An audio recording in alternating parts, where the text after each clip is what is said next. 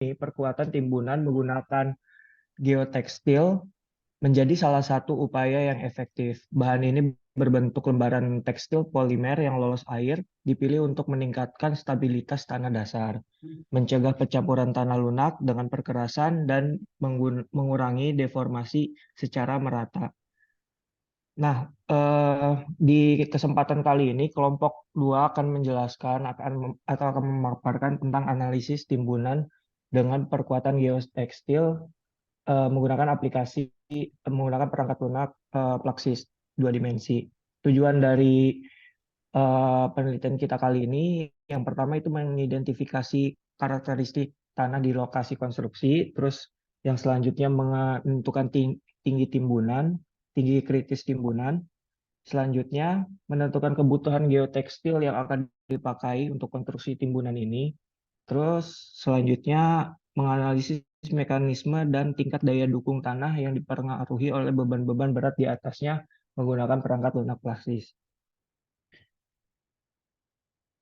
Kelompok 2 sendiri terdiri dari Dito Adam Airlangga, Gina Kairia, saya sendiri, Envero Pramasta, dan Safira Edina Andiani. Yang pertama, di sini ada data NSPT-nya untuk kedalaman, bisa dilihat jenis tanahnya dari kedalaman 0 sampai 2 itu tanah lempung. Oh ya, mohon maaf, di sini kita punya 2 data borehole 2 dan borehole 3. Selanjutnya, untuk di kedalaman 2 sampai 8 di borehole 2 itu pasir lempung kepasiran. Terus untuk 8 sampai 20 meter itu di borehole 2 itu lempung kelanauan. Selanjutnya 20 sampai 32 meter itu lempung.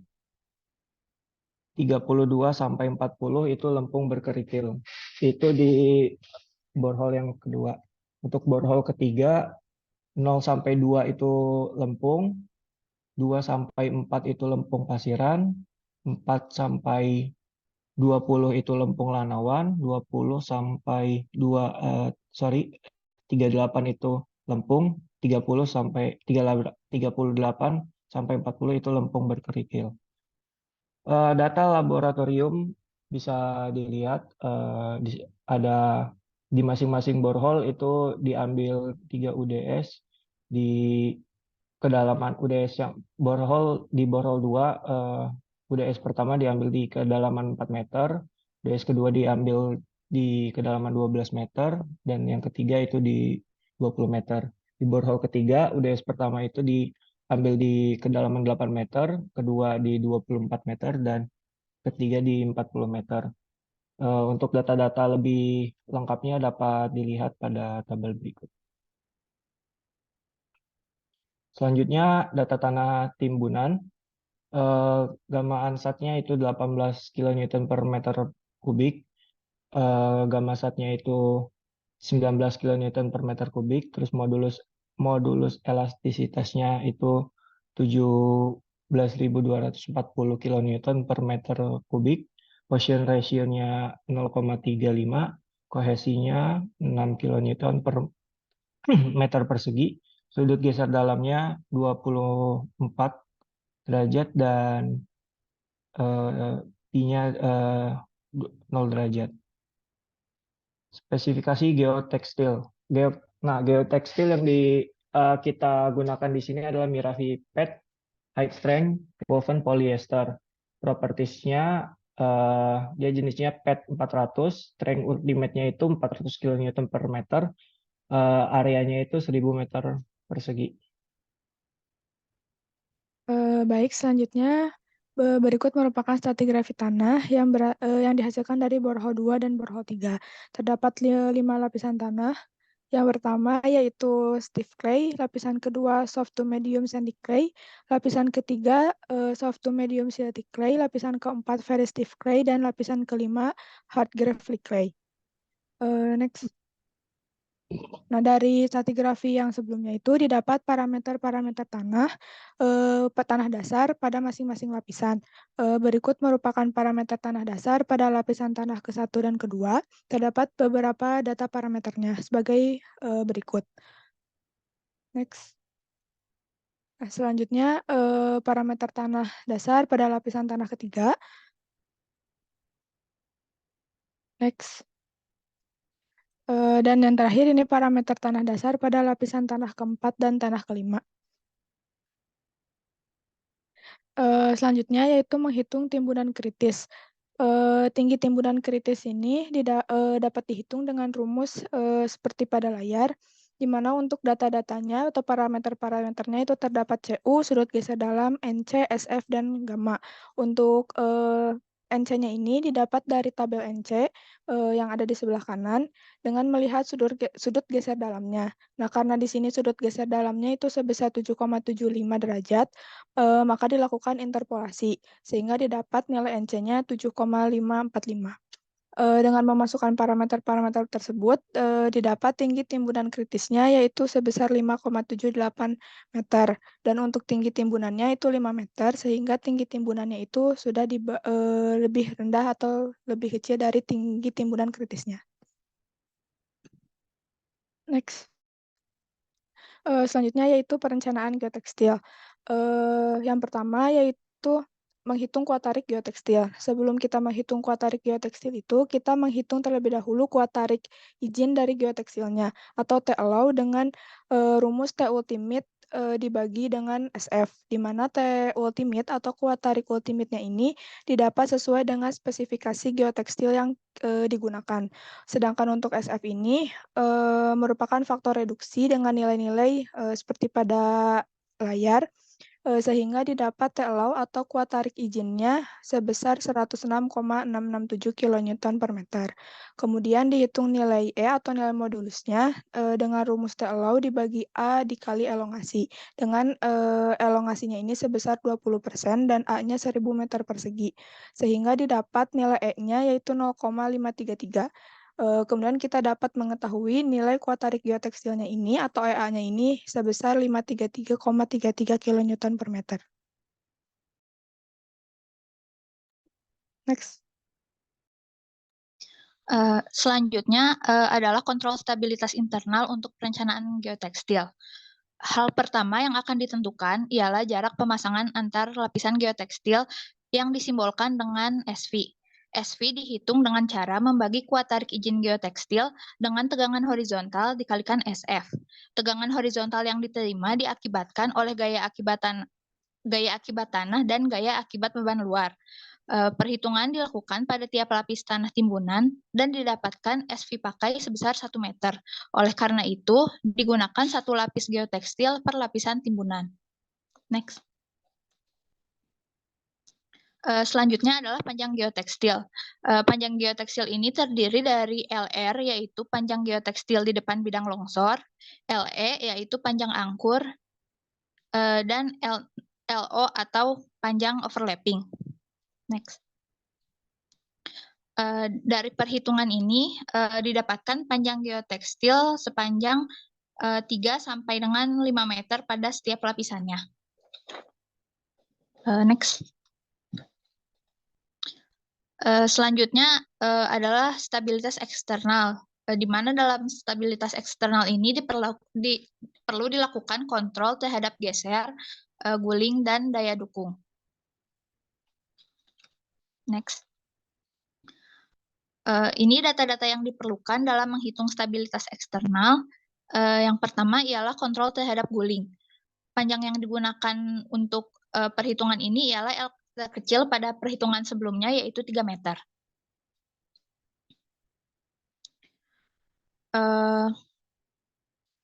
Dalam perhitungan kontrol terhadap guling ini, dihitung gaya akibat tegangan horizontal di belakang dinding. Setelah dilakukan perhitungan seperti pada layar, didapatkan gaya horizontal sebesar 86,686 kN. Next. Selanjutnya, gaya akibat tegangan horizontal beban merata didapatkan sebesar 28,895 kN. Next. Setelah dihitung gaya-gaya tersebut, maka didapatkan momen pendorong sebesar 216,71 kN meter dan momen penahan sebesar 283,5 kN, sehingga safety factor guling dapat dihitung dengan membagi MR dan MD, sehingga didapatkan safety factor sebesar 1,308. Dikarenakan safety factornya masih di bawah persyaratan, maka untuk perhitungan selanjutnya digunakan L sama dengan 4 meter. Lalu selanjutnya adalah kontrol terhadap geser, di mana yang pertama dihitung adalah gaya penahan atau PR, dan didapatkan PR sebesar 329,323 kN. Next. Lalu selanjutnya ada gaya pendorong. Gaya pendorong ini setelah dihitung didapatkan sebesar 115,581 kN, sehingga untuk safety factor dapat dihitung dengan membagi PR dan PD dan didapatkan safety factor geser sebesar 2,85. Dikarenakan masih tidak memenuhi persyaratan, maka untuk perhitungan selanjutnya digunakan L sama dengan 5 meter. Lalu yang terakhir ialah kontrol terhadap daya dukung, di mana yang harus dilakukan pertama adalah menghitung panjang efektif geotekstil atau L aksen. Dari perhitungan yang telah dilakukan untuk panjang 5 meter, didapatkan L aksen sebesar 4,174 meter. Lalu setelah itu didukung perhitungan daya dukung tanah, yaitu tegangan ultimate, di mana nilai NC, NQ, dan NY-nya itu didapatkan dari korelasi dari sudut geser dalam yang ada di tabel sebelumnya. Dan nilai tegangan ultimate-nya didapatkan 88,717 kN per meter kuadrat. Lalu kemudian dihitung tegangan yang terjadi sebesar 100,613 kN per meter kuadrat, sehingga 82. Nah, SF ini masih di bawah persyaratan, sehingga untuk panjang geoteks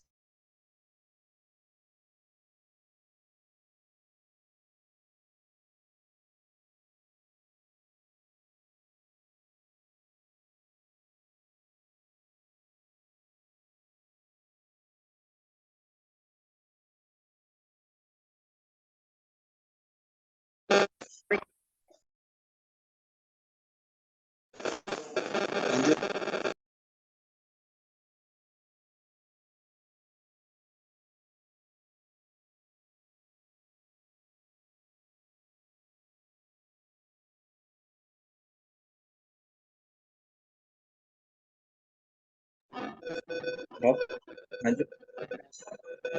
Halo. Suara saya ada nggak? Iya Pak, maaf tadi terputus Zoom-nya.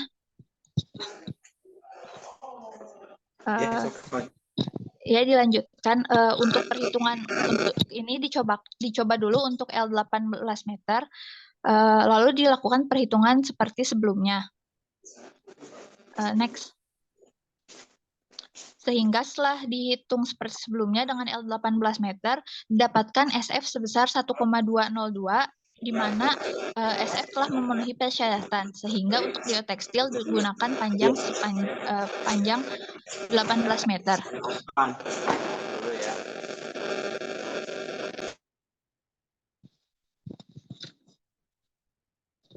Selanjutnya ada pemodelan Plaxis. Nah, setelah data telah kita analisis, selanjutnya kita masukkan ke dalam software Plaxis 2D versi 22, di mana ada beberapa tahapan. Yang pertama itu menentukan project properties, di mana untuk menentukan project properties ini terdiri dari judul, nama perusahaan, tempat penyimpanan, dan nama file. Lalu selanjutnya membuat geometri. Nah, tergantung persepsi orang, apakah bisa ditentukan material properties terlebih dahulu atau membuat geometri terlebih dahulu. Nah, kalau di sini saya membuat geometri terlebih dahulu agar nanti saat menentukan material properties ini bisa langsung di input.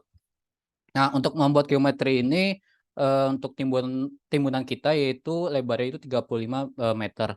Selanjutnya untuk menentukan material properties ini terdapat 5 lapisan, 5 data dan data timbunan. Selanjutnya setelah kita memasukkan material properties ke dalam geometri, kita masukkan ke beban timbunan. Di mana untuk kasus konstruksi timbunan ini beban timbunannya itu sebesar 15 kN sesuai peraturan yang ada untuk kelas 1. Nah, selanjutnya setelah pemodelan selesai, angka selanjutnya itu di general meshing, di mana general meshing ini untuk mengkalkulasi volume agar terlihat simple. Lalu selanjutnya ada flow condition, di mana untuk muka air tanah pada konstruksi timbunan pada Praksis ini sedalam 2,4 meter. Lalu selanjutnya ada kalkulasi. Nah, kalkulasi ini untuk mencari atau tahapan proses pada timbunan Praksis ini. Selanjutnya ada output kalkulasi. Nah, untuk output kalkulasi ini yaitu bisa didapatkan deformasi atau penurunannya. Selanjutnya. Nah, berikut adalah gambar untuk dari Praksisnya. Yang pertama ada project properties, bisa dilihat. Dan yang kedua ada membuat geometri, bisa dilihat. Untuk Coba dipercepat ya, lebih dari 10 menit kayaknya. Selanjutnya ada material properties dan untuk beban timbunan. Selanjutnya untuk general meshing, kita kasus ini menggunakan medium, lalu ada flow condition. Nah, untuk kalkulasi ini kita dilakukan per meter untuk tahapan timbunannya itu, di mana untuk timbunan untuk kalkulasi type yaitu plastik dan time interval itu 5 hari, dan untuk konsolnya itu time interval itu 30 hari. Selanjutnya. Nah, selanjutnya ada analisis stabilitas timbunan tanpa perkuatan geotekstil. Jadi untuk analisis stabilitas timbunan tanpa perkuatan geotekstil ini didapatkan untuk deformasi itu di bawah persyaratan yang ada, yaitu SFV itu 1,2. Selanjutnya untuk stabilitas timbunan dengan perkuatan geotekstil yang telah tadi disebutkan, untuk EA-nya itu 533,33 per 1 meter. Untuk lapisan geotekstil itu didapatkan untuk SF-nya itu 1,6. Berikut hasil rekapitulasi hasil analisis angka aman safety factor, di mana tanpa perkuatan geotekstil itu pada tahap beban itu SF itu 1,216. Untuk setelah diperkuat geotekstil, tahap beban itu 1,689.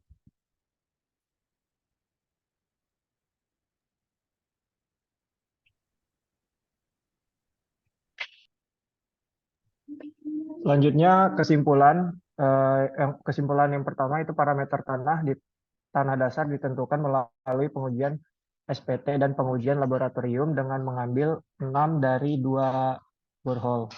Setelah diidentifikasi, terdapat 5 lapisan tanah yang berjenis lempung, lempung pasiran, lempung lanawan, lempung, dan lempung berkerikil.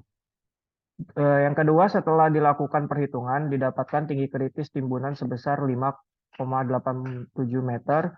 Oleh karena itu, tinggi timbunan direncanakan setinggi 5 meter.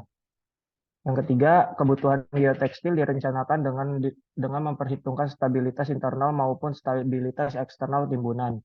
Hasil dari perhitungan tersebut didapatkan panjang maksimum geotekstil sebesar 18 meter dengan menggunakan geotekstil merek Miravipet 400.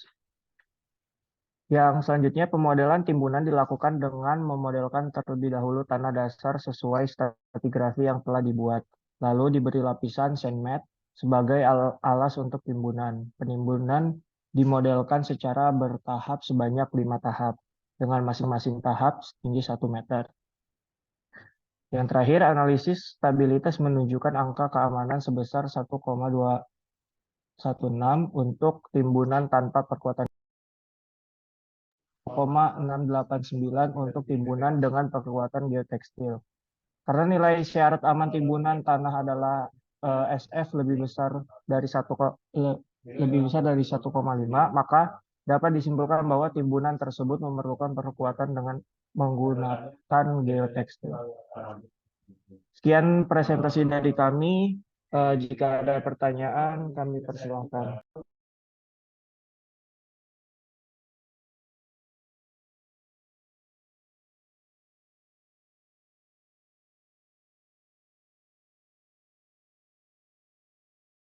Oke, berikutnya sesi tanya jawab ya.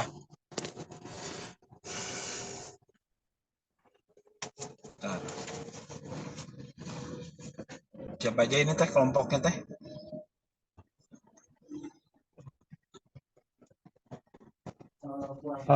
Kelompok ini ada saya, Gina, terus Dito, dan Evira, Pak. Coba Gina.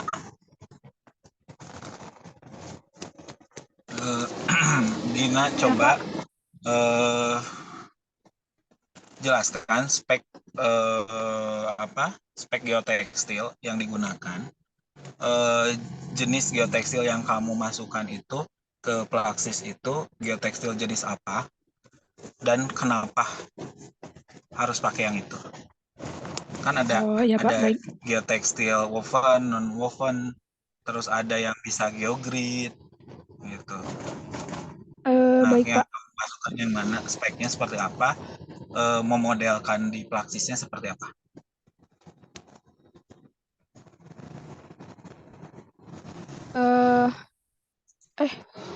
Untuk spesifikasi geotekstilnya ini kita menggunakan yang Miraviped High Strength Woven Polyester. Itu berarti gimana? Kami menggunakan yang woven karena sebentar Pak. Enggak, woven tuh jenis apa? Woven itu jenis geotekstil yang beranyam Pak. Oke.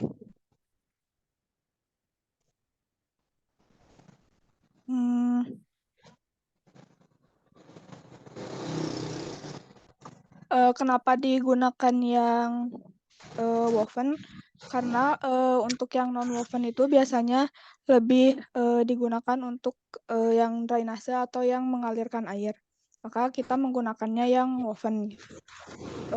Untuk propertiesnya ini kita menggunakan yang mencoba yang 400 terlebih dahulu gitu. Jadi kita menggunakan geotekstilnya yang kuat tariknya itu 400.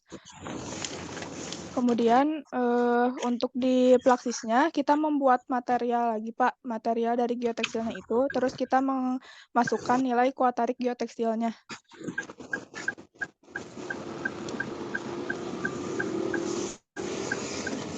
Oke.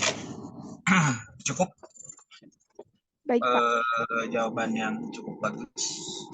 Sesuai. Terima kasih Pak. Oke. Kuncinya yang woven-wovennya kamu udah menjawab dengan sesuai. Oke, Ya. Dito. Berikutnya Dito. Ada Dito mana? Ada Pak. Oke, Dito untuk tinggi timbunannya yang digunakan itu berapa? Spek timbunannya kamu menggunakan dari apa? Dan memodelkan di Plaxisnya tahap konstruksinya seperti apa?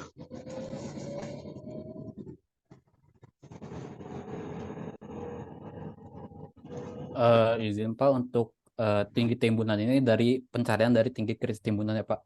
Jadi untuk kasus timbunan ini kita tinggi kritisnya itu sebesar 5,785. Jadi dalam pengambilan kasus timbunan ini kita mengambil 5 meter Pak untuk tinggi timbunannya. Lalu untuk geometrinya itu kita lihat untuk geometrinya.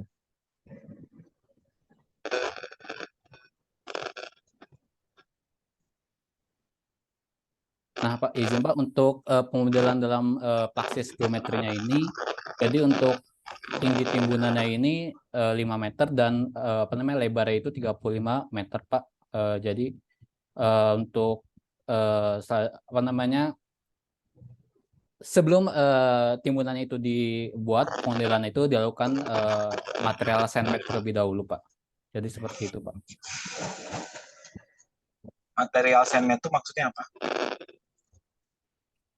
Izin Pak, jadi untuk kenapa kami menggunakan material sandwich Pak? Jadi untuk jika tidak dilakukannya material sandwich ini Pak, untuk bidang gelincirnya ini terlalu tinggi Pak. Jadi karena tanahnya lunak Pak untuk kasus timbunan ini, jadi kita menggunakan material sandwich ini sebagai pelapis untuk perkuatan daya dukungnya Pak.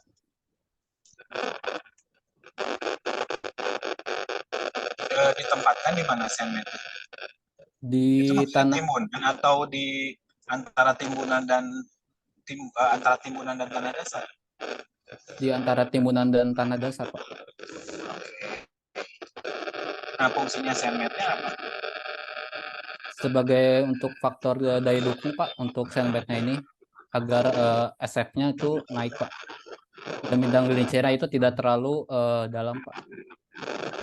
Nah, sandwich-nya itu selain untuk bidang gelincir untuk apa?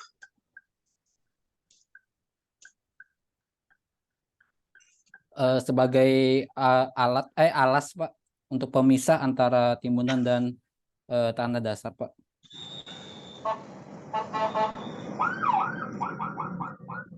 Oke. Jadi sebagai pencegah terjadinya pencampuran Pak antara tanah dasar. Kan udah ada geotekstil. Ini Pak untuk di bagian apa namanya sebelum geotekstilnya itu Pak tadi. Oke. Sedikit lagi kurang tepat. Teman sekelompoknya siapa yang mau jawab?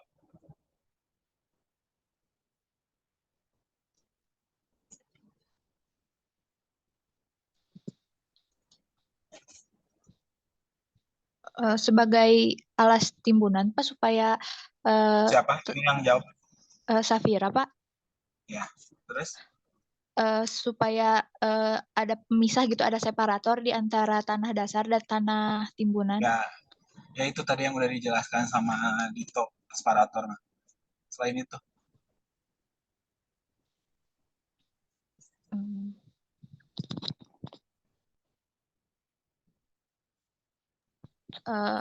Sebagai lantai kerjanya mungkin Pak. Lantai kerja berfungsi untuk apa?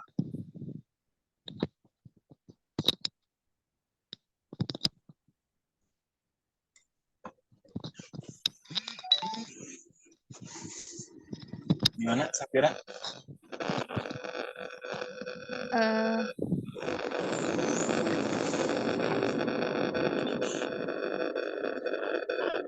Untuk itu Pak, supaya kalau misalkan terjadi penurunan tuh yang si tanah di sebelahnya tuh nggak terangkat gitu loh Pak. Ayo, apa dikit lagi?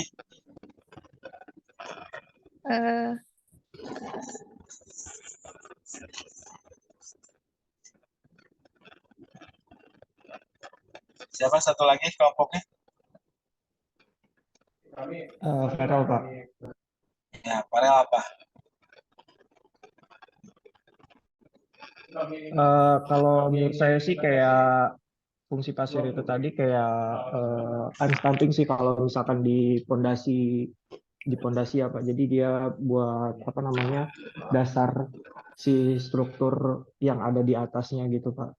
Dan itu juga ya seperti kata teman saya tadi juga itu sebagai lantai kerja dari konstruksi timbunan itu sendiri Pak.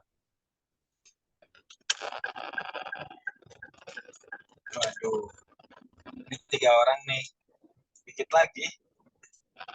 Izin Pak, izin menambahkan mungkin untuk dia kan sebagai lantai kerja Pak. Jadi saat proses konstruksinya itu jadi memudahkan para pekerja itu di atas berdiri di atas lahan datar Pak gitu Pak.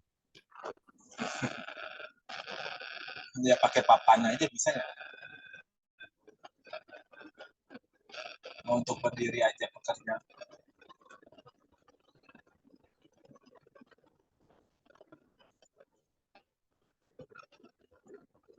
Ayo, apa? Nyerah? Menahan gaya angkat Pak. Bukan. Nyerah? Oh, itu Pak, untuk meratakan elevasi tanah. Meratakan elevasi tanah fungsinya apa? Supaya apa permukaannya level, Pak. Jadi Selain level.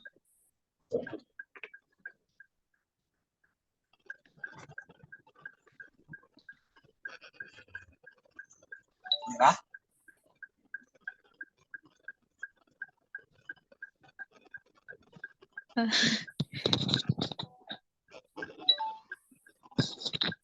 Ada sedikit lagi.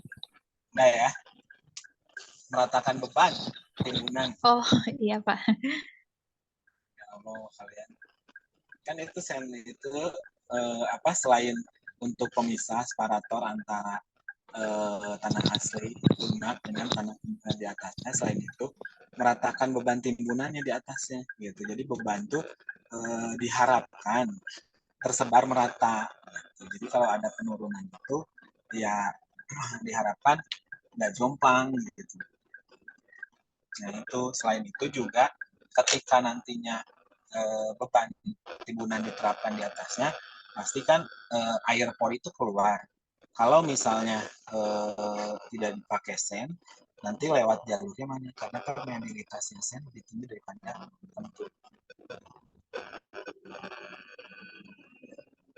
Gitu. Oh iya Pak.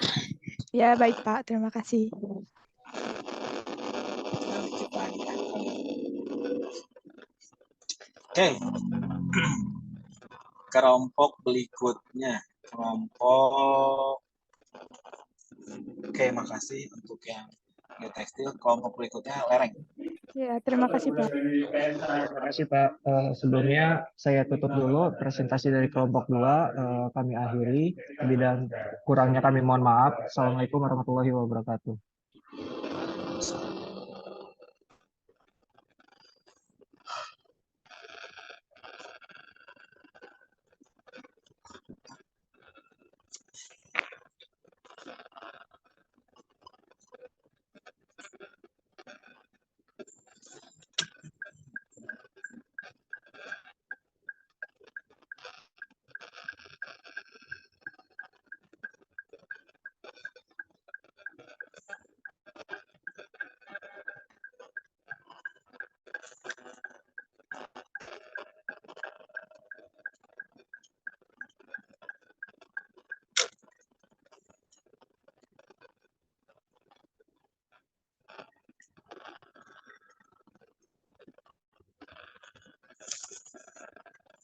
Ya, ayo berikutnya kelompok lereng. Bentar, Pak.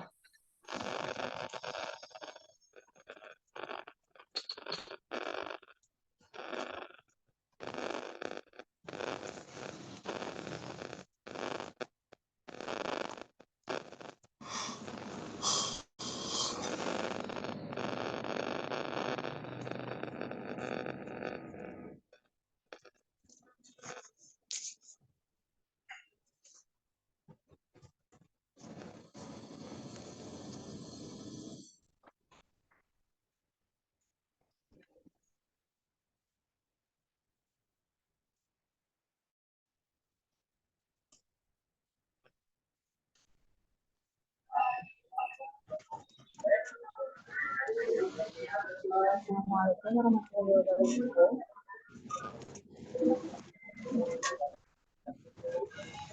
Waalaikumsalam.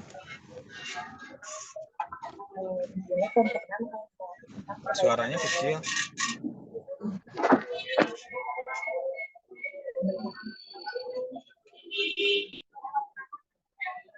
Di sini kelompok 6 akan membahas tentang perbaikan lereng. Kelompok 6 beranggotakan Hanafi, Arif, Binar, dan Ria.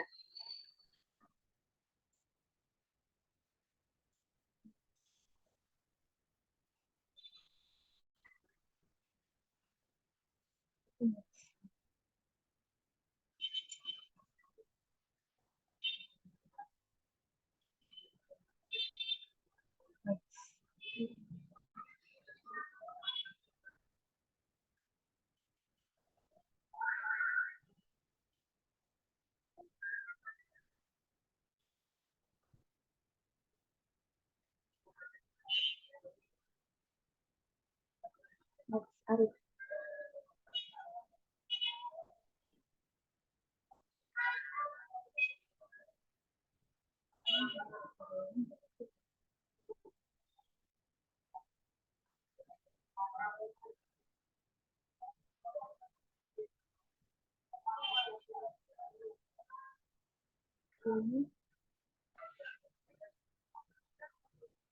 Apa ini masih ada suaranya?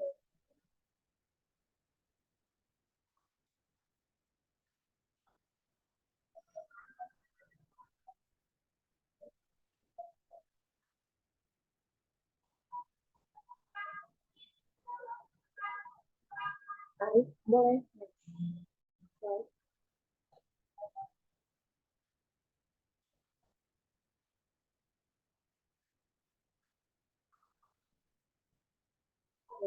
Kelompok 6 di sini akan membahas tentang kasus, investigasi, analisa, dan perkuatan terhadap lereng. Next. Latar belakang perbaikan lereng dikarenakan adanya peralihan alih fungsi dari lahan yang dari lahan di sekitar lereng. Kekuatan lereng alami yang ada pun berkurang, ditambah dengan adanya bangunan di atasnya. Oleh karena itu perlu adanya perlakuan lebih lanjut sebelum membuat bangunan di sekitar lereng. Hal ini menjadi sangat penting karena jika diabaikan maka kemungkinan longsor pun akan terjadi dan akan berakibat fatal untuk keselamatan jiwa di sekitarnya. Pada kasus ini akan dibangun sebuah pabrik tahu di lokasi Jalan Cisawi, Desa Cianjur, Kecamatan Parongpong, Kabupaten Bandung Barat. Di mana lokasi tersebut terletak pada sebuah lereng yang memiliki resiko terjadinya longsor. Maka dari itu akan dilakukan analisis terhadap lereng tersebut yang akan dilanjutkan dengan perkuatan untuk mencegah terjadinya longsor.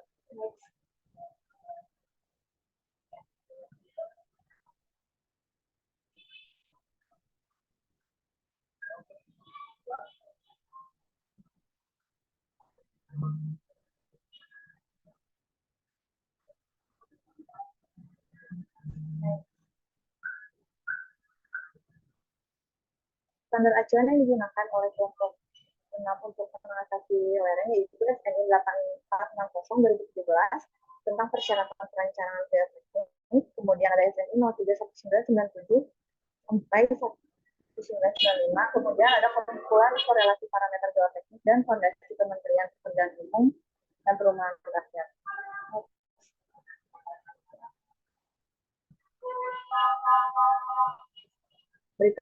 Berikut merupakan peta lokasi dari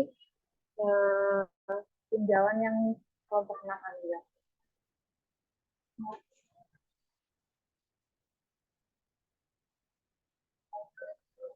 Berikut merupakan sketsa lereng di mana pabrik tahu akan berdiri.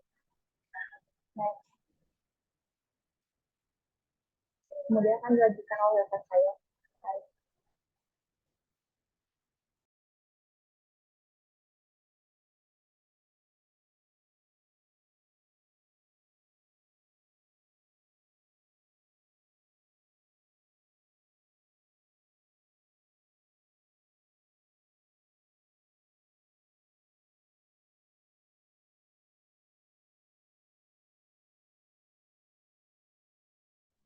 Dilanjut sama siapa ini? Nggak ada suaranya? Ya Pak.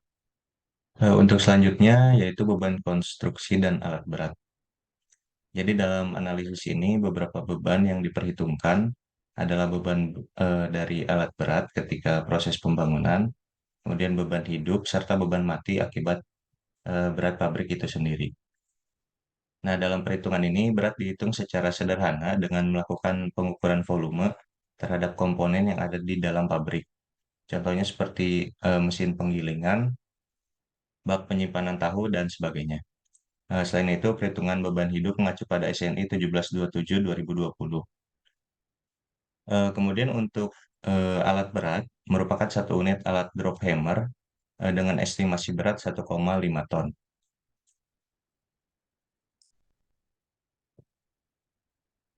Ini merupakan rincian dari komponen-komponen yang ada di dalam pabrik tersebut. Di sini salah satunya ada mesin uap, kemudian mesin penggiling, kemudian tempat penguningan tahu, bedeng aluminium, dan seterusnya. Ini merupakan rekap dari berat, beban hidup, beban mati, dan beban keseluruhan sebagai berikut. Kemudian selanjutnya dilakukan pemodelan di dalam software Plaxis, dan sketsanya kira-kira seperti ini. Untuk yang warna biru itu merupakan beban dari bangunannya itu sendiri. Kemudian untuk yang ini selanjutnya itu merupakan beban dari perkuatannya. Selanjutnya untuk kontur dan geometri lereng. Untuk gambar yang di sebelah kiri itu merupakan gambaran kontur dari area pabrik tahu ini. Dan gambar di sebelah kanan merupakan potongan elevasi. Selanjutnya untuk data boring dan uji lab. Di sini data yang digunakan adalah borehole 1 dan borehole 2 dengan data NSPT sebagai berikut. Kemudian ini merupakan data uji lab yang terdiri dari beberapa data dari indeks properti sampai engineering properties.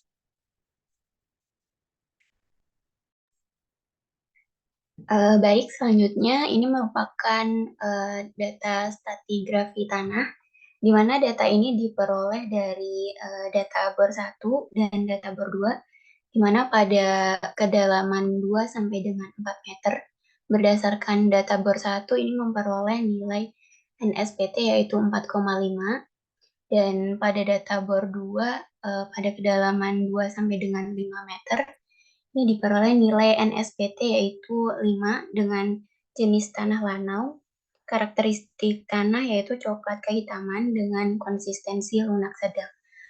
Untuk lapisan kedua yaitu pada kedalaman 5 sampai dengan 14 meter, NSPT pada berdasarkan bor 1 diperoleh nilai 12,8 dan berdasarkan data bor 2 diperoleh nilai 14 dengan jenis tanah yaitu lanau pasiran. Kemudian untuk yang lapisan paling bawah yaitu lapisan ketiga, berdasarkan data bor 1 diperoleh nilai NSPT yaitu 41,3 dan berdasarkan data bor 2 diperoleh nilai NSPT lebih dari 50. Next.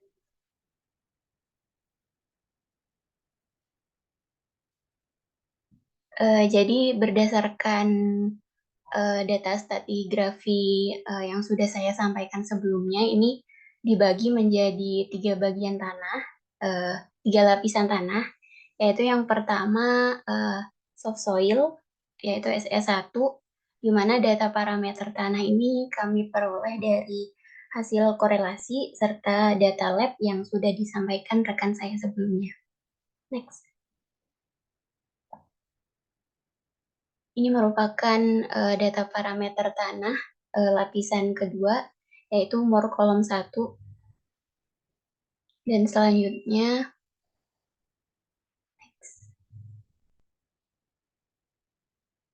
parameter tanah lapisan paling bawah, yaitu lapisan ketiga, MOR kolom 2.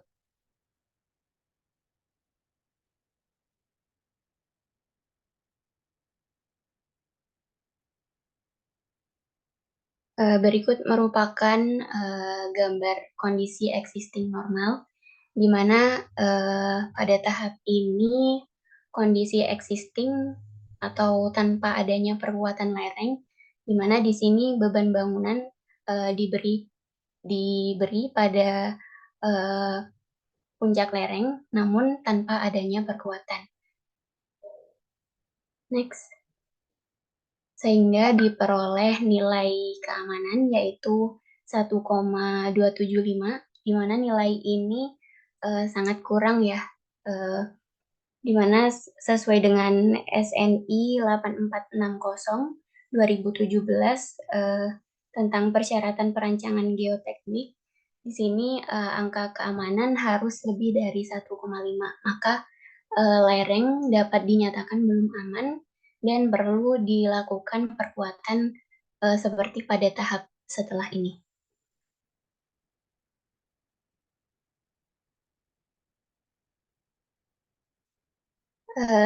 Dari hasil analisa sebelumnya, di sini diperoleh bidang longsor yaitu dengan ketinggian 15 sampai 17 meter, di mana di sini diperlukan perkuatan selanjutnya.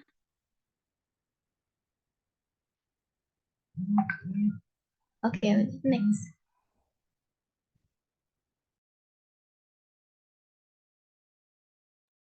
Baik, selanjutnya ada analisis perkuatan.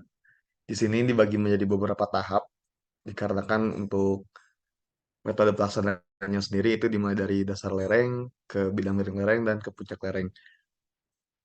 Yang pertamanya ada kondisi perkuatan tahap 1, di mana lereng diperkuat pada area dasarnya dengan perkuatan menggunakan tiang panjang ukuran 20 kali 20 dengan mutu beton K350, dikarenakan panjangnya atau kedalaman bidang longsornya itu kurang lebih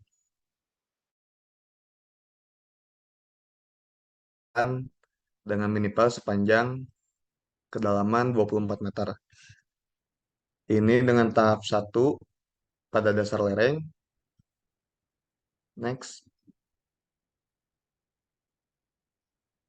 Menghasilkan safety factor sebesar 1,364, yang dimana masih di bawah 1,5, maka lereng dinyatakan belum aman.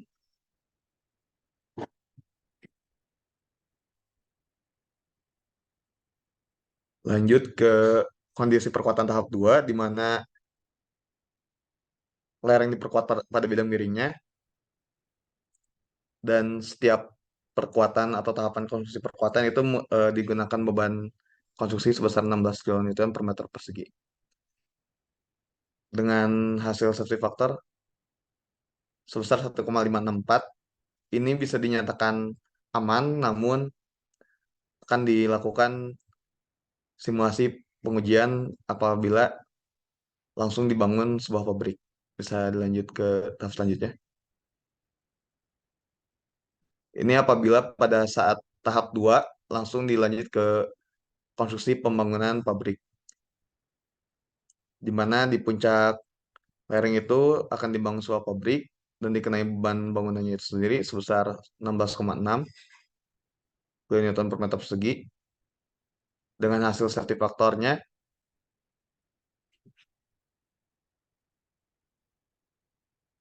1,446 atau 1,45. Ini masih kurang dari 1,5 walaupun dibulatkan, maka masih perlu dilakukan perkuatan pada area puncak lereng. Dan ini untuk tahap 3-nya. Perkuatan dilakukan dengan material dan spesifikasi yang sama pada puncak lereng. Dengan hasil safety factor sebesar 1,496 dan dibulatkan menjadi 1,5, maka lereng dapat dinyatakan aman untuk dibangun sebuah pabrik dengan perkuatan spesifikasi mini pile ukuran 20 kali 20 dengan mutu K350 dengan kedalaman pile sebesar 24 meter.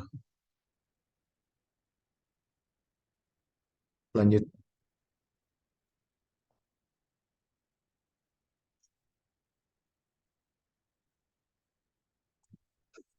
Lanjutnya.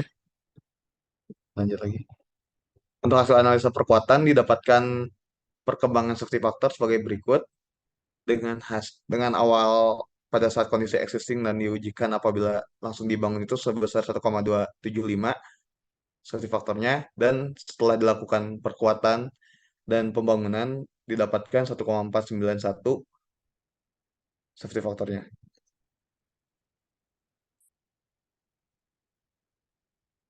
Lalu didapatkan juga peningkatan deformasi pada setiap fasenya dalam satuan meter dengan deformasi akhir sebesar 0,01262 meter. Dengan estimasi pelaksanaan konstruksi yaitu 30 sampai 195 hari.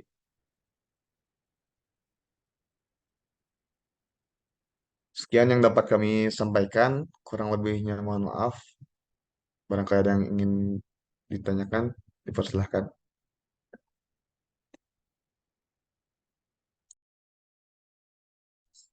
Oke. Siapa aja sih namanya kelompoknya? Arif, Raffi, Dinar. Oke, Dinar. Tria dulu deh, Tria dulu. Tria, coba saya pengen nanya masalah stratigrafi untuk lerengnya. Oke. Digunakan dalam praksis itu analisisnya berapa lapis stratigrafi tanahnya, terus model material yang digunakan seperti apa?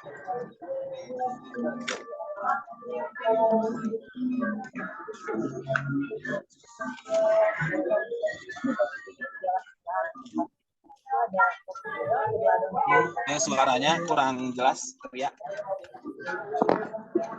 Untuk stratigrafi tanahnya dibagi jadi 3 lapisan tahap.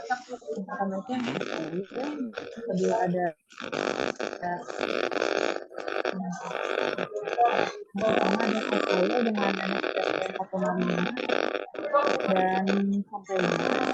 Kemudian ada yang NS1 dengan NSPT 12,8 sampai 14. Kemudian ada lapisan ketiganya itu morkolom 2 dengan NSPT 1,3 sampai lebih dari 50. Sedangkan pertanyaan kedua tadi model material, kenapa bisa pakai morkolom?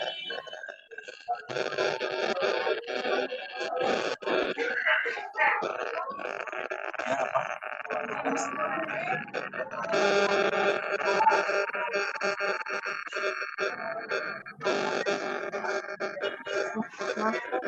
suaranya di saya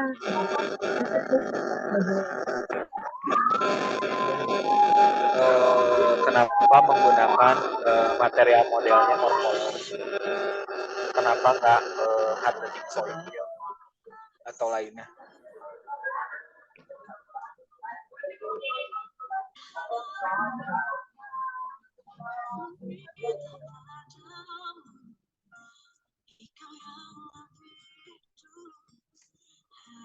Halo, Tria?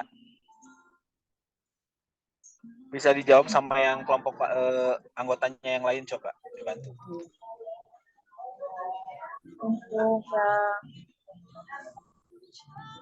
kalau yang MC itu karena tidak ada data yang kata kalau misalnya saya kan NSPT-nya kurang dari 15.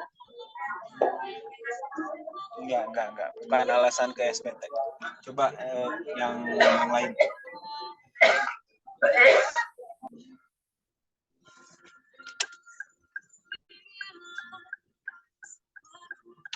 Kelompoknya yang lain coba. Siapa, Raffi atau siapa tadi?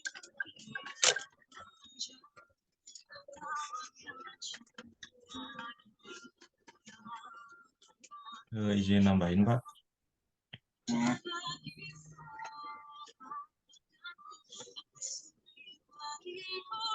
Halo, Ya, Pak, silakan izin Raffi. nambahkan. Ya, silakan.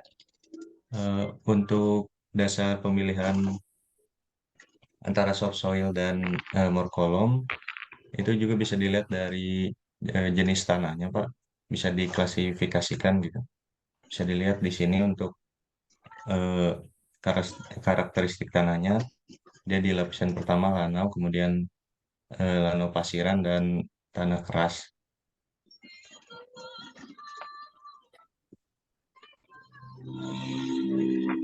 Kurang tepat. Ayo, yang lain.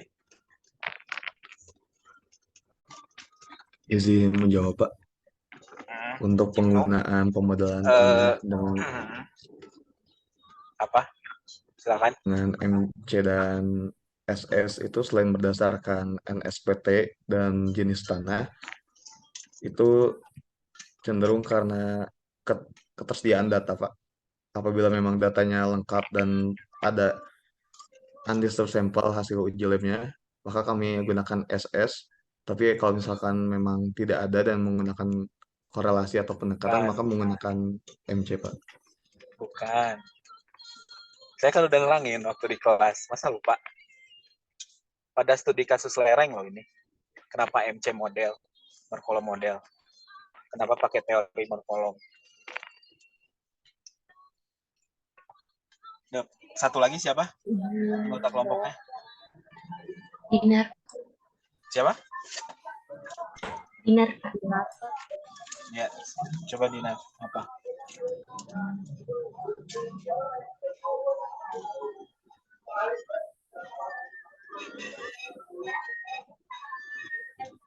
Ayo, kalian anak D4 loh. Harus paham konsep pemodelannya dulu. Kalau OCR-nya kan faktor consolidation. Apa? Suaranya menggema, kurang jelas. Nilai OCR-nya yang faktor consolidation itu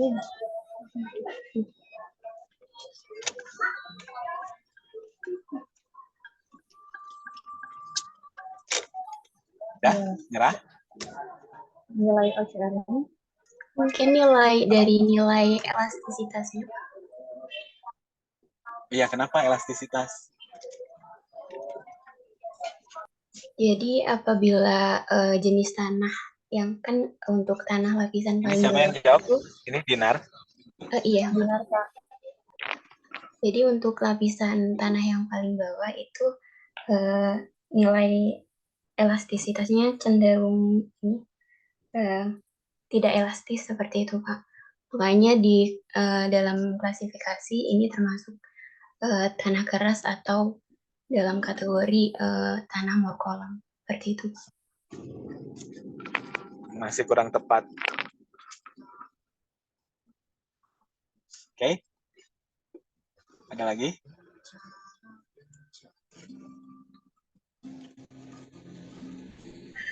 Berdasarkan nilai OCR-nya tuh, berdasarkan nilai OCR-nya lebih dari satu bisa dikategorikan dalam tanah morkolam.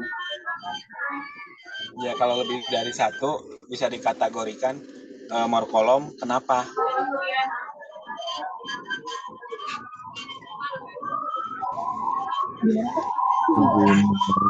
Oke. Kalian harus baca lagi deh teori morkolomnya. Hubungan sama lereng. Baik. Jadi gini, analisis kalian kan analisis batas elastis. Oke. Analisis batas elastis itu berlaku di lereng. Lereng tidak mungkin batas plastis. Kalau elastis berarti keadaannya itu sebelum terjadi runtuh.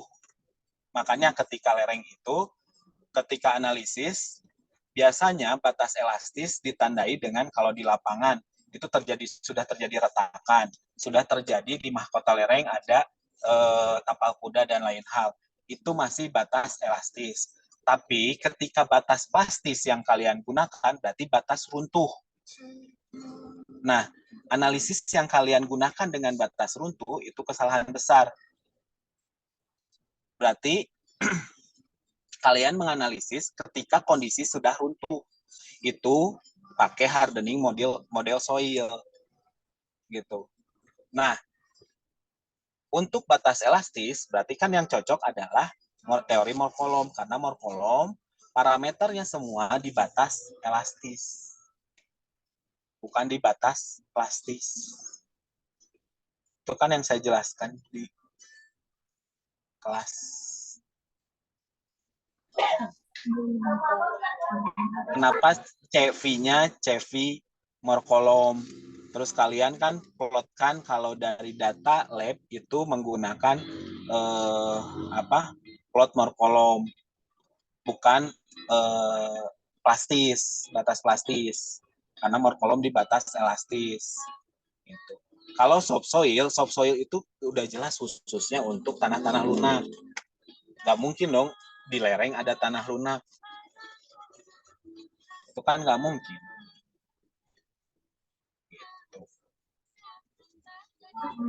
Gitu. Oke, paham nggak? Paham, Pak.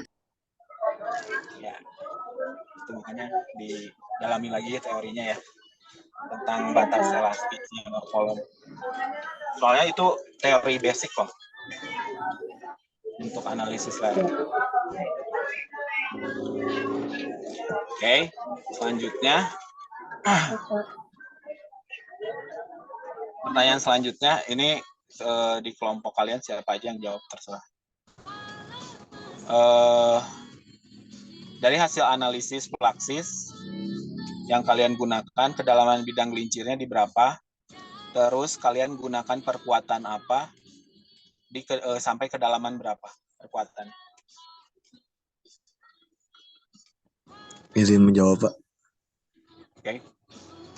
Siapa ini? Untuk Raffi, Pak. Oh, Raffi. Untuk kedalaman bidang gelincirnya itu ada di 13 sampai 15 meter, Pak. Dan untuk perkuatannya sendiri itu menggunakan mini pile ukuran 20 x 20 cm dengan mutu K350 dan kedalamannya sampai di kedalaman 24 meter, Pak. Mini pile ukuran berapa? 20 x 20. 20 kali 20. 20 kali 2 kedalaman? Kedalaman 24 meter. Jarak antar mini pile-nya? Jarak antar mini pile-nya untuk ke arah sumbu X pada analisis itu 3 meter, Pak. Sedangkan untuk ke arah sumbu Z pada analisis itu 3,5 meter. Di sepanjang lereng kalian mini pile semua? Untuk di lerengnya itu hanya di bidang miring dan yang di puncaknya itu 30 meter dari pangkal puncak dan untuk yang di dasarnya itu 10 meter dari ujung lereng. Alasannya pakai mini pile kenapa? Sampai berjajar kayak gitu.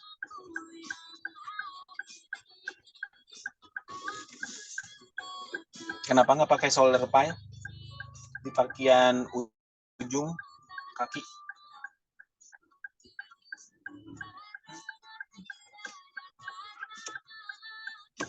Untuk alasannya agar seragam saja, Pak. Jadi tidak terpikirkan untuk menggunakan perkuatan yang berbeda. Gimana?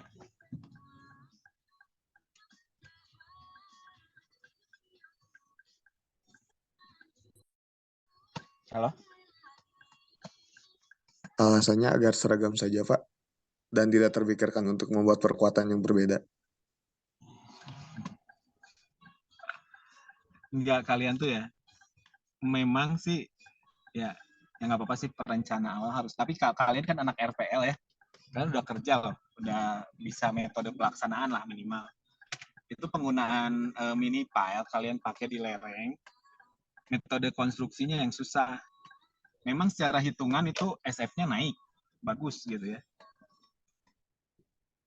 itu yang susah, yang nanti ke metode konstruksi. Terus mini pile yang kalian gunakan kan ukuran 20 ke 20 ya? Iya, Pak. Iya, Pak. 20 dengan panjang 24, itu kalau diibaratkan kolom langsing loh. Tekuknya nanti tinggi.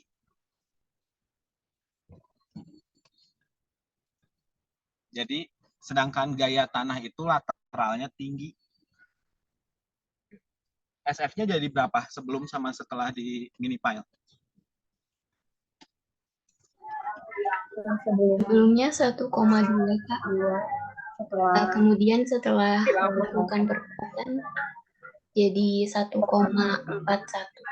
491.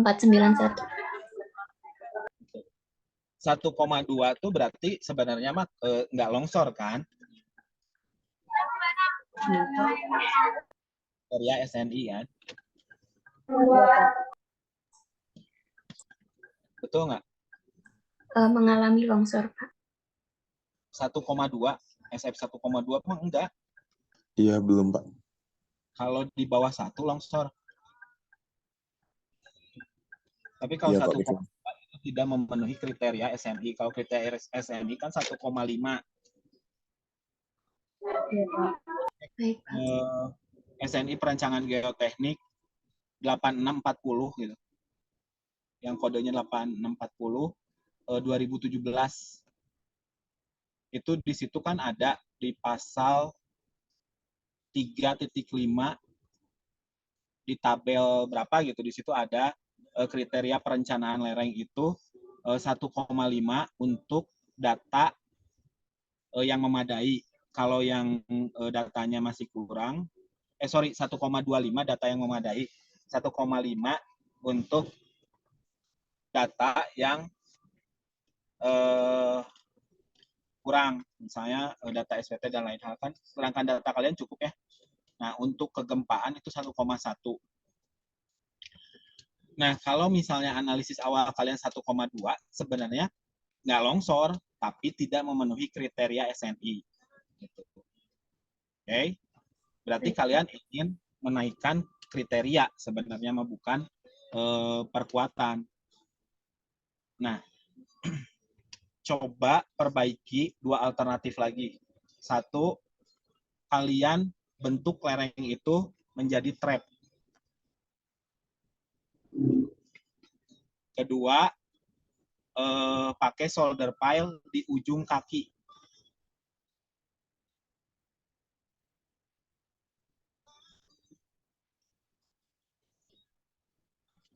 Oke. Nah, dari dari 3 alternatif itu, mana yang paling mudah dalam pelaksanaan? Daripada mini pile ya. Kalau saya lebih mudah menjadikan trap tuh lereng. Itu kan gampang, kalian tinggal main-main di plaksisnya aja. Oke, catatannya itu ya. Bapak mohon maaf. Untuk tadi ada tiga metode. Yang pertama menggunakan trap, yang kedua solder pile di ujung kaki. Kemudian yang selanjutnya apa ya? Jadi kurang jelas.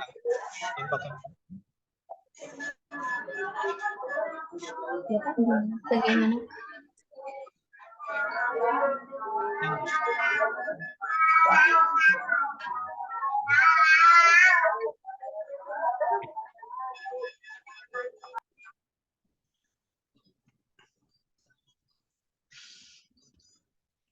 Oke, kelompok selanjutnya aja.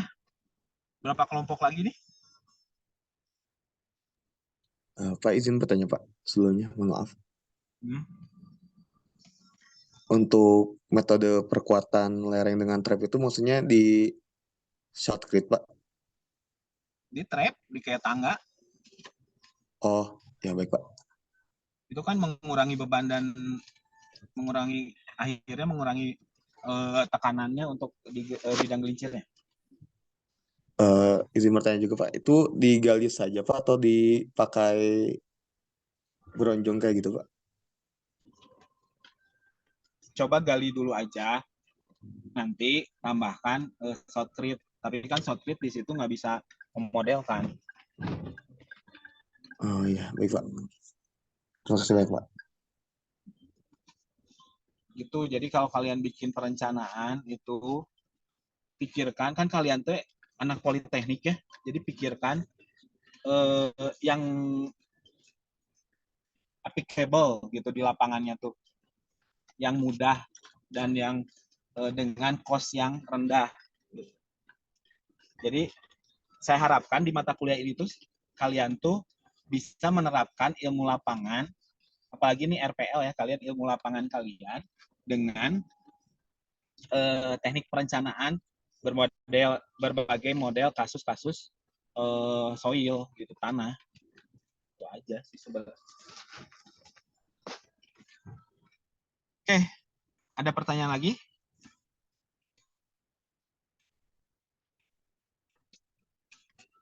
Kalau nggak ada, kelompok selanjutnya. Dari Pak. Cukup Pak. Cukup. Yang belum, kelompok apa? Berapa kelompok lagi? 2 ya?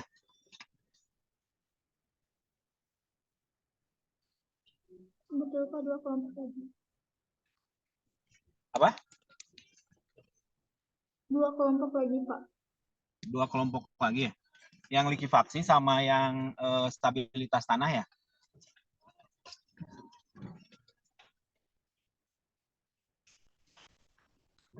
Betul Pak. Kayaknya cukup 1 kelompok lagi deh. Nanti 1 kelompok lagi mungkin udah Jumatan ya.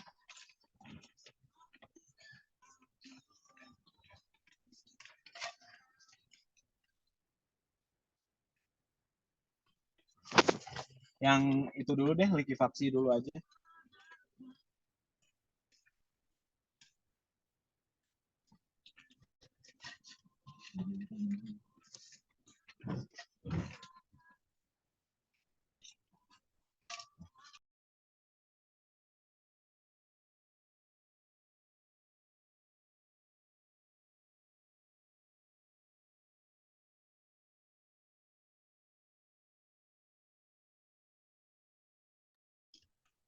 Halo, kelompok likuifaksi. Baik Pak, sebentar.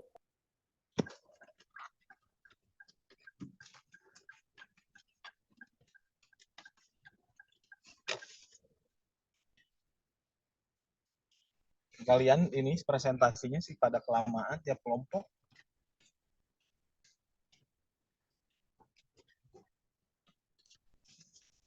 Cok, cepet, mana share screen?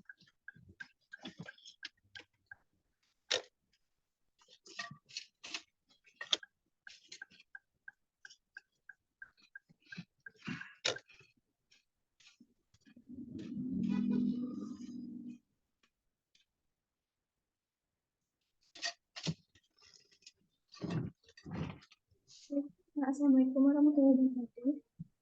Perkenalkan kami dari kelompok 5. Di sini kami akan mempresentasikan mengenai analisis potensi likuifaksi pada teknik pasir dengan metode kekuatan sistem kolam.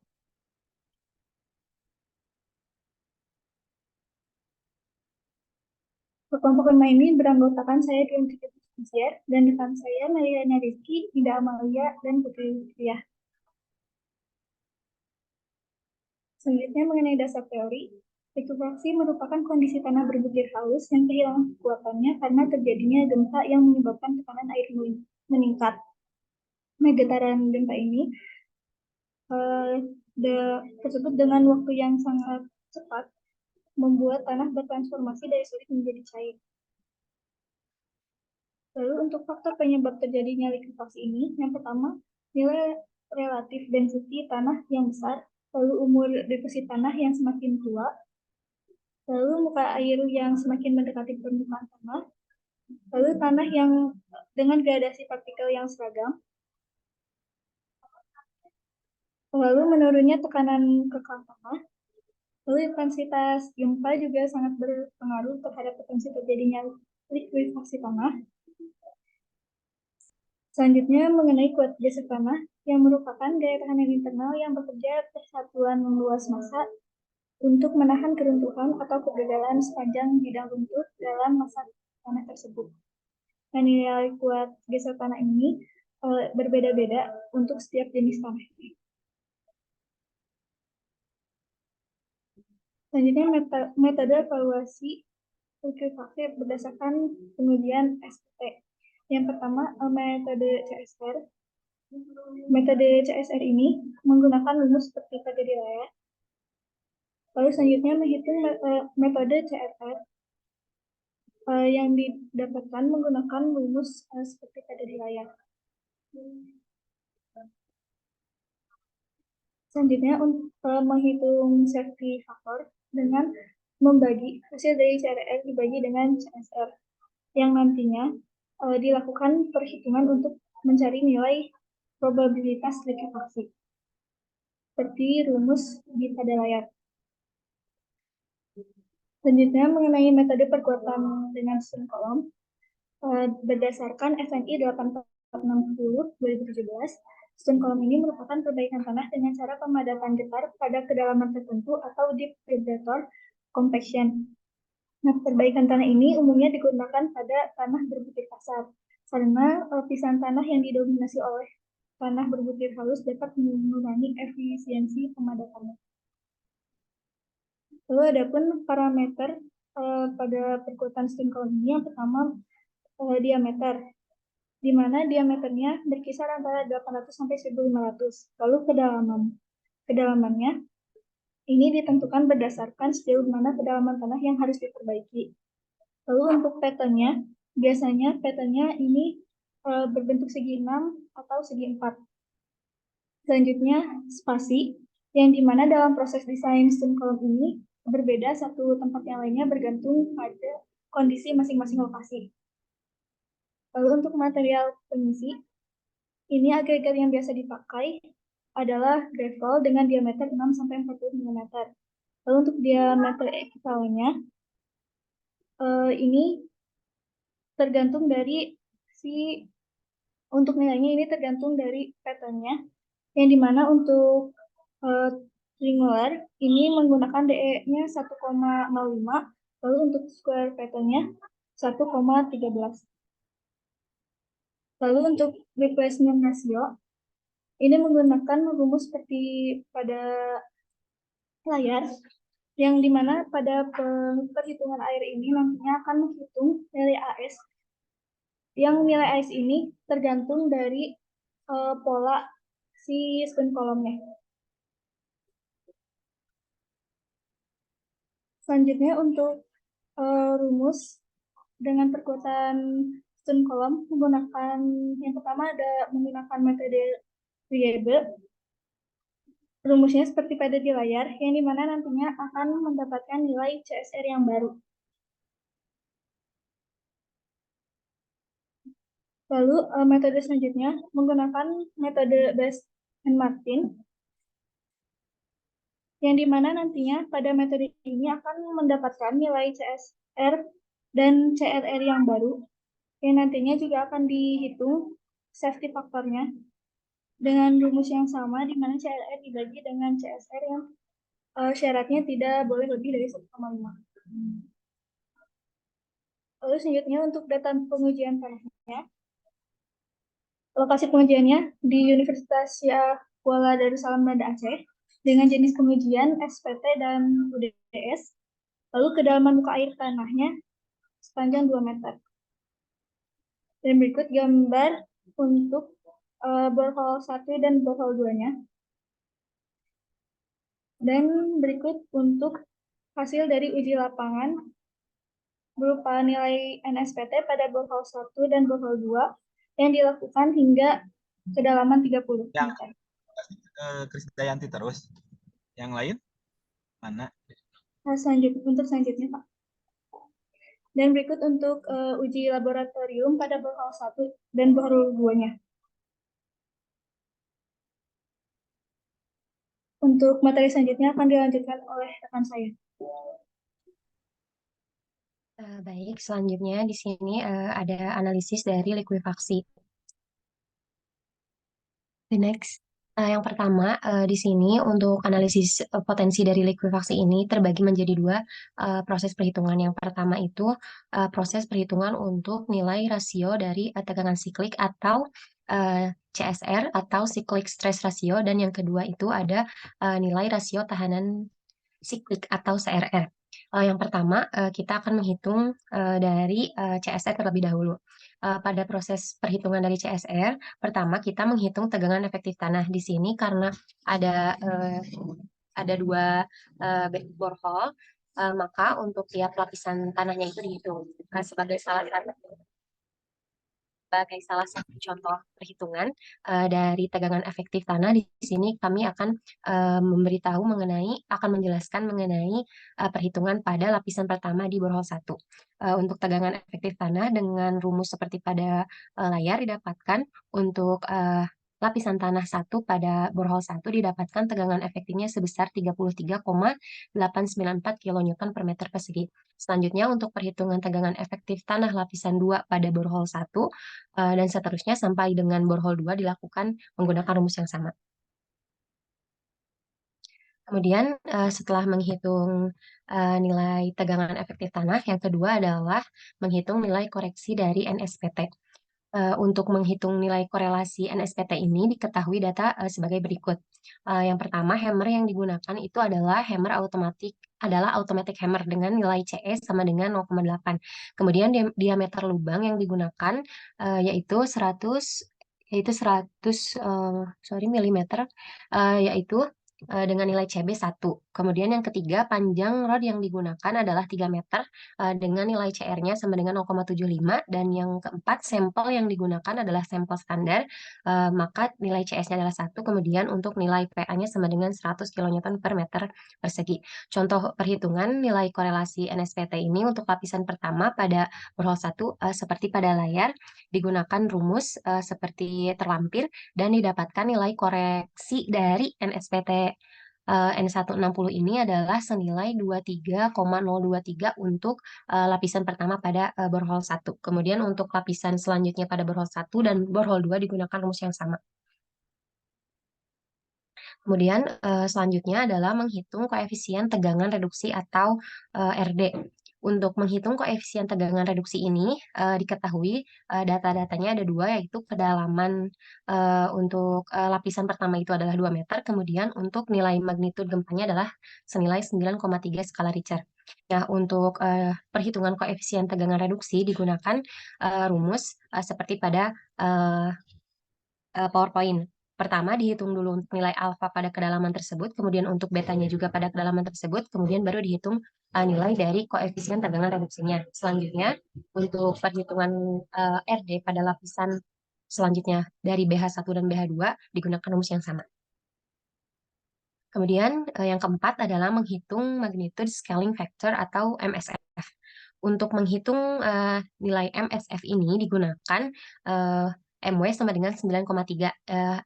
Nilai ini didapatkan dari sejarah gempa terbesar yang ditinjau. Nilai MW ini digunakan untuk perhitungan MSF tiap lapisan. Berikut merupakan contoh perhitungan nilai MSF untuk lapisan pertama pada borehole 1. Didapatkan nilai MSF yaitu sebesar 0,617, di mana nilai ini kurang dari atau sama dengan 1,8 sesuai dengan persyaratan. Kemudian untuk lapisan selanjutnya digunakan rumus yang sama.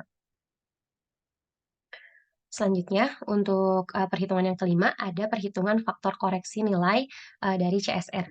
Di mana untuk nilai faktor koreksi ini dihitung juga sama seperti perhitungan yang lain, dihitung per lapisan. Di sini contohnya untuk lapisan pertama pada borehole 1. Menggunakan rumus yang terlampir pada PowerPoint didapatkan nilai faktor koreksi nilai CSR ini sebesar 0,151, yaitu kurang dari sama dengan 0,3, di mana syaratnya itu faktor koreksi nilai CSR harus kurang dari atau sama dengan 0,3. Kemudian selanjutnya untuk perhitungan pada lapisan selanjutnya menggunakan rumus yang sama. Selanjutnya, yang keenam adalah menghitung faktor koreksi lapisan tanah akibat tekanan geser statik. Untuk menghitung faktor koreksi ini digunakan datanya yaitu untuk tegangan efektif tiap lapisan tanah itu menggunakan nilai yang sesuai yang telah dihitung sebelumnya sesuai lapisannya masing-masing.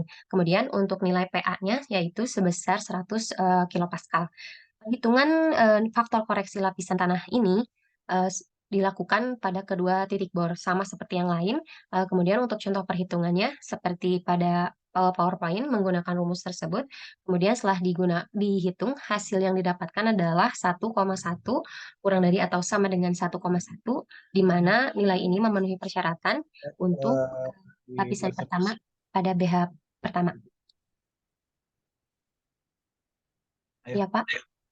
Skip aja ke teorinya, skip aja. Saya pengen ke langsung hitungan. Oh, enggak, Pak. Ini yang dijelaskan itu bukan materi, tapi ini hitungannya ini, Pak. Ini kami melampirkan untuk perhitungan analisis likuifaksi pada lapisan pertama di borehole 1. Menggunakan salah satu contoh ini, karena kalau misalnya dijabarkan untuk lapisan terlalu banyak. Cukup satu contoh aja. Iya, Pak. Ini satu contoh untuk lapisan pertama di borehole 1.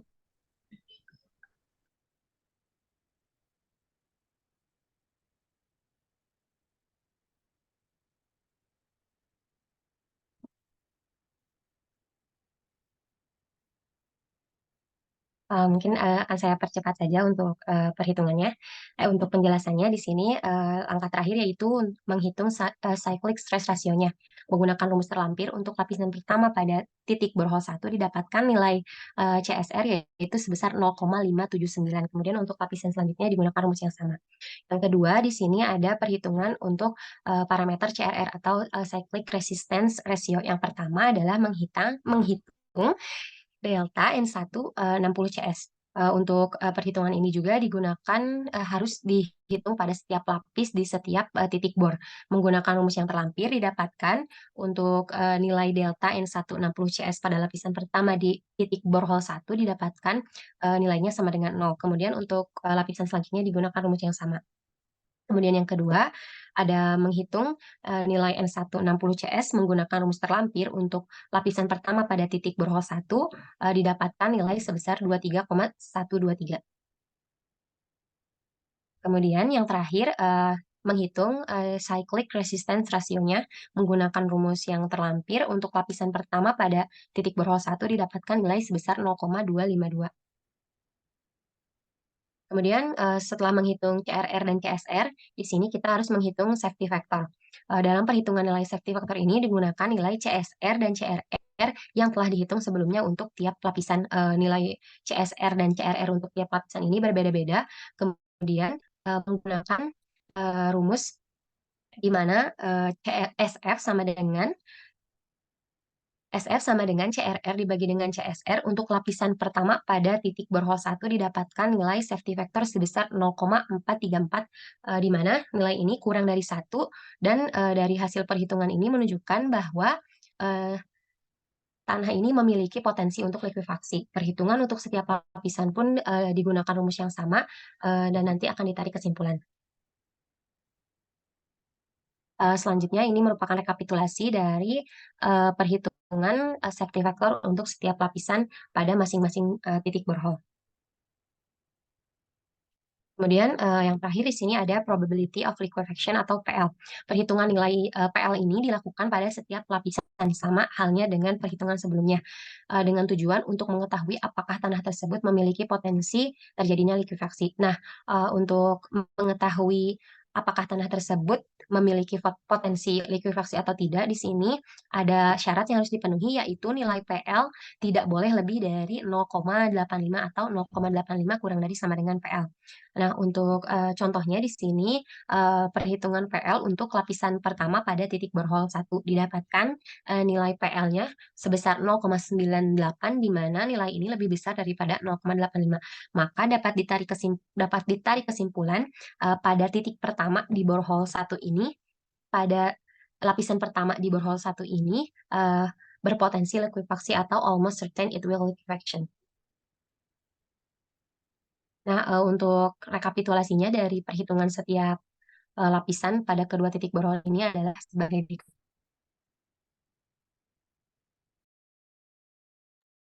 Selanjutnya ada analisis perkuatan dengan stone column. Yang pertama menggunakan metode Priebe yang triangle pattern atau triangular. Asumsi spesifikasi stone column itu diameter stone column 1,2 meter dengan jarak 1,5 meter. Sebenarnya kami melakukan beberapa perhitungan untuk diameter 0,8, 1 dan juga 1,2 meter dan dengan berbagai jarak. Dan berikut merupakan salah satu perhitungannya. Yang pertama yaitu menghitung diameter ekivalen. Tadi untuk triangular DE-nya itu 1,05 S atau 1,05 jarak.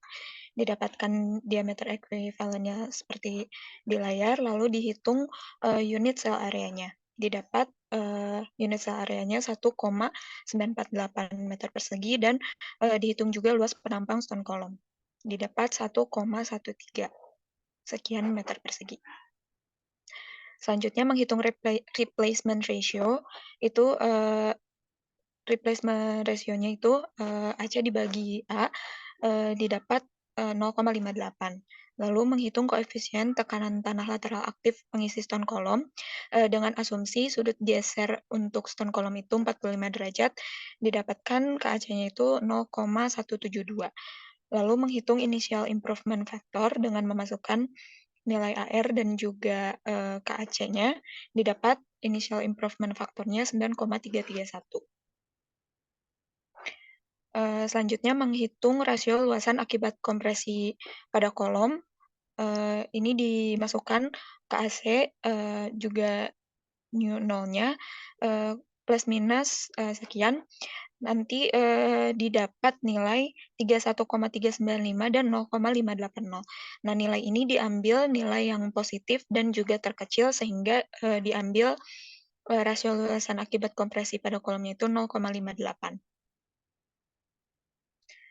Selanjutnya, menghitung initial improvement factor terkoreksi, di mana ada rumus yang harus dihitung terlebih dahulu. Dan untuk Poisson ratio-nya itu digunakan 1/3 atau 0,333. Lalu, next, dimasukkan ke dalam rumus, sehingga didapat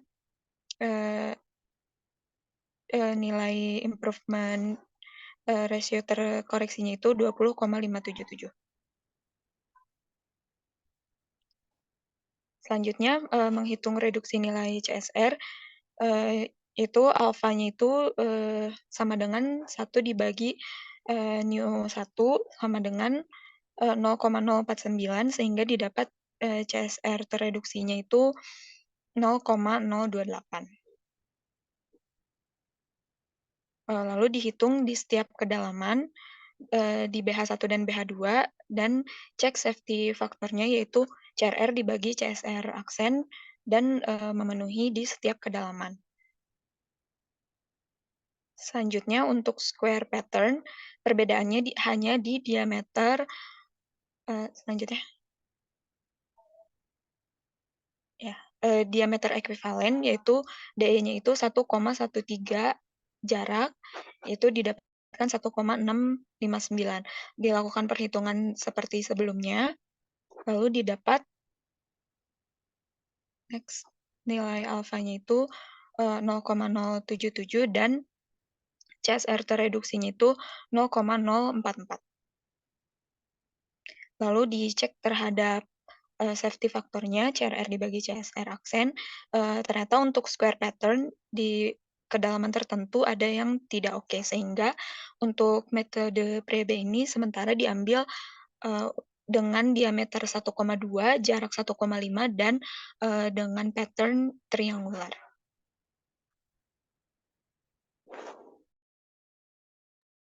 Bapak, mohon maaf sebelumnya, Pak.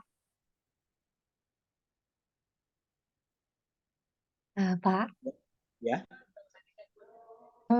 Sudah jam 11.29, mungkin untuk para Terusin lagi. laki-laki akan Jumatan terlebih dahulu, Pak. Ya, diterusin lagi ya nanti.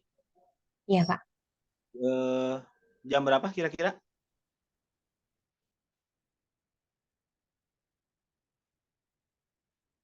Di atas jam 2 ya? Bisa nggak?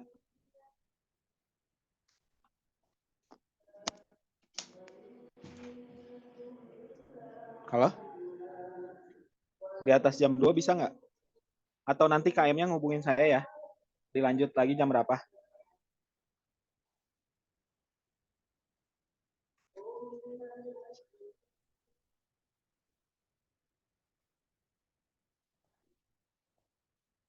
Halo?